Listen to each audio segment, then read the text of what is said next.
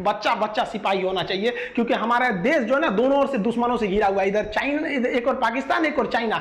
क्योंकि आने वाले समय में जब कभी युद्ध हो तो पूरी दुनिया देखे कि किस तरह भारत का बच्चा बच्चा मारा था चाइना और पाकिस्तान को। लाहौर तक दौड़ा के मारो उसको, वहां बीजिंग तक। कैसे मारिएगा? बनाने आता है? ये रहेगा तब तो मारिएगा। यहां पर हम यही चाहते हैं कि हमारे देश का बच्चा बच्चा देश के प्रति सोचे, और जब देश की जरूरत पड़े तो ऐसा नहीं है कि केवल फौजी जाके वहां शहादत देंगे। अपना इतिहास के स्वर्णिम अक्षरों में जब यह बात लिखी जाएगी कि जब पाकिस्तान और चाइना ने एक साथ भारत पर आक्रमण किया था तो भारत की महिलाओं ने घर में बारूद बनाया था और अपने भाइयों को दिया था, माथे पर विजय तिलक लगा के। मां ने बोला था कि सीने पे गोली खा के आना, पीठ पे गोली खाओगे तो तुम्हें मैं बख्शूंगी नहीं, अपना बेटा कहने से इनकार कर दूंगी। आएगा तब ना। क्या इस देश को बचाने की जिम्मेदारी केवल 13 लाख सिपाहियों की है? हमारा कोई फर्ज नहीं बनता है यहाँ पर? आप कहते हैं कि हम आपको भाई ये आप जानिए, आप कुआं के मेढक हैं, आपको नहीं पता है। हम बस यही चाहते हैं कि जब चाइना और पाकिस्तान यहाँ हमला करें तो उनको पता चले कि ससुरा हमको लगता था 13 लाख फौजी है, यहाँ का 130 करोड़ जनता फौजी है। आप भले हमें आतंकवादी कर लीजिए लेकिन मेरा देश आगे रहना चाहिए। तुम सब राम बन जाओ, मैं रावण ही ठीक हूं।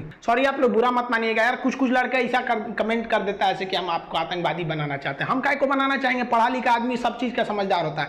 वह खून कहो किस मतलब का जिसमें उबाल का नाम नहीं, वह खून कहो किस मतलब का आ सके देश के काम नहीं, वह खून कहो किस मतलब का जिसमें जीवन न रवानी है, जो परवश होकर बहता है वह खून नहीं है पानी है। उस दिन लोगों ने सही सही खून की कीमत पहचानी थी, जिस दिन सुभाष ने बर्मा में मांगी उनसे कुर्बानी थी। बोले स्वतंत्रता की खातिर बलिदान तुम्हें करना होगा, तुम बहुत जी चुके जग में लेकिन आगे तुम्हें मरना होगा। आजादी के चरणों में जो जयमाल चढ़ाई जाएगी वह सुनो तुम्हारे शीशों के फूलों से गूंथी जाएगी। आजादी का संग्राम कहीं पैसों पर खेला जाता है, यह शीश कटाने का सौदा नंगे सर झेला जाता है। अजानू बाहू ऊंची करके वे बोले रक्त तुम मुझे देना, बदले में भारत की आजादी तुम मुझसे लेना। हो गई सभा में उथल पुथल, सीने में दिल न समाते थे, स्वर इंकलाब के नारे कोसों तक छाए जाते थे। हम देंगे देंगे रक्त बस यही शब्द सुनाई देते थे, रण में जाने को युवक खड़े तैयार दिखाई देते थे। बोले सुभाष वह आगे आए जिसके तन में भारतीय खून बहता हो, वह आगे आए जो खुद को हिंदुस्तानी कहता हो, वह आगे आए जो इस खूनी हस्ताक्षर करता हो। मैं कफन बढ़ाता हूं, वह आगे आए जो इसे हंस कर लेता है। सारी जनता हुंकार उठी, हम आते हैं हम आते हैं,